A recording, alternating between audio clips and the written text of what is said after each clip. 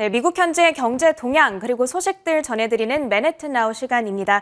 오늘도 이 시간은 오하이오 주립대학교 자산관리학과의 겸임 교수이자 JC 회계법인의 대표로 계신 지호준 박사님과 함께합니다. 안녕하세요. 네, 안녕하십니까? 네, 첫 번째로 미국의 주택 부동산 시장에 대한 업데이트 사항들 좀 들어보겠습니다.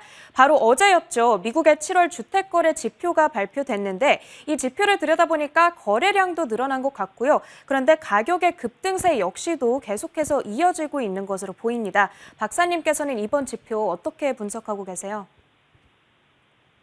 네, 그 팬데믹이 한창이었던 지난 2020년 4월부터 본격적으로 시작된 이 주택 공급 부족 현상은 이제 올 상반기까지도 이제 큰 변화 없이 지속되고 있는 것 같습니다.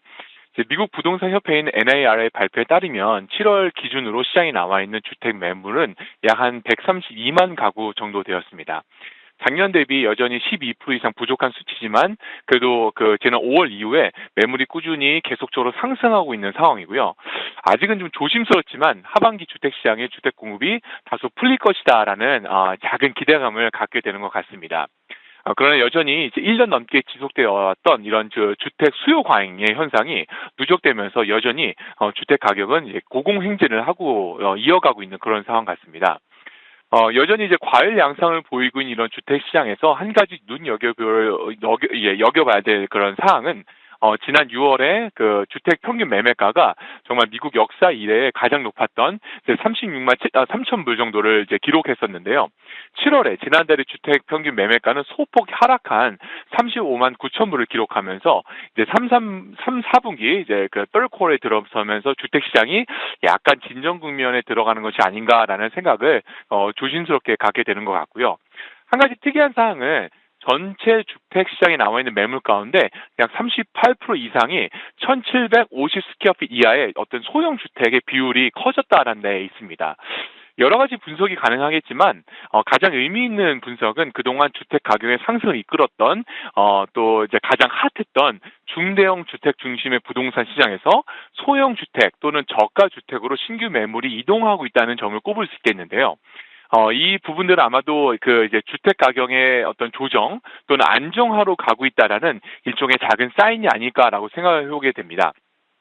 이제 주택 공급의 어떤 유동성을 보여주는 데이즈 온 마켓 그 DOM의 지표도 마찬가지로 지난 4월 이후 계속 17을 유지하면서 부동산 시장이 여전히 뜨겁다라는 사실을 이제 보여주고 있는데요. 평균 매매가가 소폭으로 하락했고 또 몇몇 지표들이 주택 시장의 안정화가 어떤 좀 시작되는 것이 아닌가라는 어떤 예상과 기대감을 가져보긴 하지만 여전히 이제 부동산 가격이 변곡점에 다다랐다고 판단하는 것은 아직은 시기상조가 아닌가라고 생각을 해보게 됩니다. 네, 주택 시장에서 한동안 계속해서 이어졌던 이 과열 양상은 이제 서서히 좀 진정되어 가는 것 같다라고 판단해 주셨습니다. 이 부분은 조금 긍정적으로 저희가 평가해 봐도 될 것 같고요. 그렇다면 이제는 미국의 상업 부동산에 대한 이야기도 좀 나눠 볼게요. 상업 부동산 시장의 열기 역시도 굉장한 것 같더라고요. 네, 맞습니다. 전통적으로 상업 부동산은 이제 주택 시장의 경기 흐름과 비교했을 때 약 1년, 한 12개월에서 18개월 정도 뒤늦게 반응한다는 여러 가지 이제 발표들과 자료들이 있는데요. 하지만 이번 팬데믹 기간을 지나면서 워낙 많은 변수들과 이런 불확실성을 이제 감안해야 되다 보니까 시장에 대한 정확한 분석과 예측이 더더욱 어려워지고 있는 그런 상황입니다. 특히 이제 상업용 부동산 시장의 경우에는 이런 현상이 더 심각해져 있는데, 공급 부족으로 인한 어떤 건축 자재값이 엄청나게 상승했었고, 또 이로 인해 신축 공사 기간이 지연되기도 했고요. 또 상업 부동산의 어떤 수요와 공급이 불균형이 계속되고 있는 그런 상황인데요. 또 한 가지 이제 엎친 데 덮친 격으로 또 임대 시장도 여전히 이제 불안정한 상황에서 주정부와 카운티 정부에서 최근 들어서 이 재산세 인상에 대한 압박을 더하고 있는 그런 상황입니다. 게다가 지난 6월에는 많은 대기업들이 재택근무를 내년 2020년까지 연장하겠다라고 많이들 발표하면서 사업용 건물 단지 또는 오피스 파크에 대한 여전히 이제 공동화 현상이 빚어지고 있는 그런 상황입니다. 이것처럼 이제 아직 정리되지 않은 변수들이 상업용 이제 커머셜 부동산 마켓에 여전히 남아 있어서 당분간은 눈에 띌 만한 어떤 변화를 예상하기는 어려울 것 같은데요. 말씀하신 것처럼 부동산, 이 커머셜 부동산 마켓도 여전히 주택 시장처럼 이제 많이 핫하고 그 활발한 그런 시장 중에 하나입니다.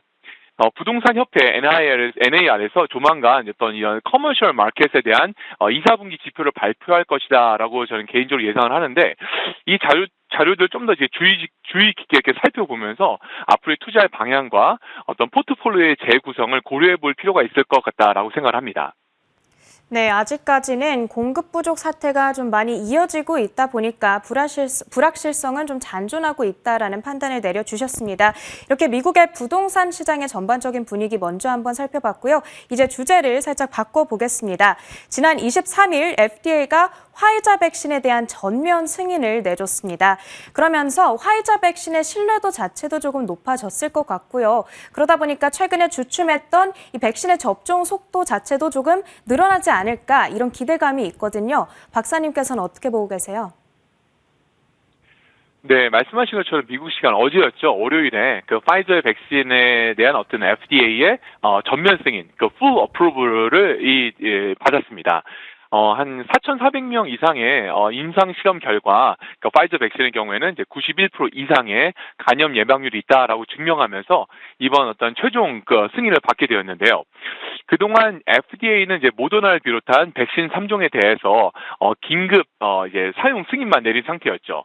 따라서 이번 최종 승인으로 인해서 그 기업이나 병원 또는 학교나 기관들이 이제 그런 어떤 그 기관들 중심으로 백신 접종의 의무화를 할 수 있는 더욱 어떤 탄탄한 의학적인 또 법적인 근거를 마련했다는 점에서 시사하는 바가 매우 크다라고 볼 수 있겠습니다. 이번 주부터 좀 본격적으로 back to school 개학 시즌이 시작되는 그런 시간이기 때문에 단기적으로는 아마도 확진자 수가 늘어날 것이다라고 예상을 합니다. 하지만 이번 최종 승인으로 인해서 백신 접종을 미루거나 또 그동안 이제 백신에 접종에 대한 어떤 그 백신 자체에 대한 불신을 갖고 있었던 사람들에게 접종이 확대가 되고 또 접종률이 이제 높아질 것이라는 어떤 정부의 기대를 저희가 갖고 있는 그런 상황이고요. 분명히 좋은 소식이긴 하지만 과연 이번 FDA 어떤 최종 승인이 현재 진행형인 마스크와의 전쟁 또 백신의 전쟁을 종식시킬 수 있을지는 아직도 의문이기는 합니다. 이번 주도 또다시 한번 좀 지켜봐야 되지 않을까라고 생각을 해보게 되었습니다. 네, 알겠습니다. 한동안 미국의 전체 백신 접종 비율이 50% 초반 수준에 머물러 있는데요. 이번에 전면 승인이 되면서 과연 이 비율이 얼마나 빠르게 늘어나는지 저희가 당분간 지켜보도록 하겠습니다. 이렇게 미국 현재 다양한 소식들 한번 들어봤고요. 지금까지 오하이오 주립대학교 자산관리학과의 지호준 박사님과 함께했습니다. 고맙습니다. 감사합니다.